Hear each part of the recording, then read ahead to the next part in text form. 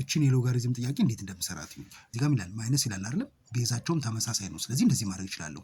ሎግ 5 እና የዛ ከላይ ያለውን አካፍለዋለሁ ኤክስ ፕላስ 1 ኦቨር ኤክስ ማይነስ 1 ማድረግ እችላለሁ ማለት ነው። አለቀ። ከዛ እዚህ ጋር ሄድና ደግሞ እቺ ሁለት አለች አይደል? ሁለትን ወደዚህ መልሳታለሁ። ኦኬ ሁለትን ወደዚህ ስመልሳት ምን ትሆናለች? ሎግ 2 ስኩዌር ትሆናለች አይደል? ኢምቤስ 5 ይሄ ማለት ሎግ 4 ይሆናል ማለት ነው ኢምቤስ 5። ስለዚህ ይሄኛው ምን ሆነ ማለት ነው? ሎግ 4 ኢምቤስ 5 ሆነ። ፕላስ ይልና እዚህ ጋር ደግሞ ሎግ 3 ኢምቤስ 5 ይላል አይደል? ስለዚህ ሎግ ልና ኢምቤስ 5 ብዬ መደመር ከሆነ አባዘዋለሁ ማለት ነው። 4 ሲባዛ በ3 ይሆናል ማለት ነው። ቤዛቸው እንደዚህ ተመሳሳይ ከሆነና በኢዝ ኢኳል ቱ እንደዚህ ከተለያዩ ይሄን እንደዚህ ማጥፋት እችላለሁ። ይሄን 5 እንደዚህ አጠፋውና ከላይ ያሉት እኩል ይሆናሉ ማለት ነው። ኤክስ ፕላስ 1 ኦቨር ኤክስ ማይነስ 1 ኢዝ ኢኳል ቱ ስንት ይሆናል? 4 ጊዜ 3 12 ነው አይደል? እንደዚህ ይሆናል ማለት ነው። ከዛ ክሪስ ክሮስ ነው ማድረገው።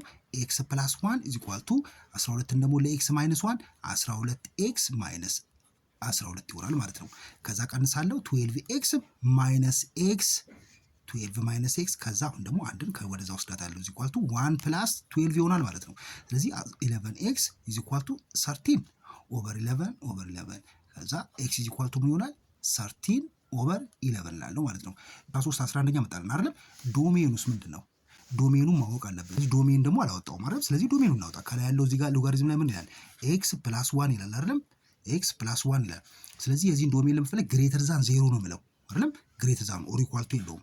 ኤክስ ግሬተር ዛን 0 ማይነስ 1 ይሆናል ማለት ነው። ቀጥሎ ሁለተኛ እዚህ ጋር ይላል ኤክስ ማይነስ 1 ይላል። አሁንም ግሬተር ዛን 0 ላለው ዛን ኤክስ ኢዝ ግሬተር ዛን 1 ላለው ማለት ነው።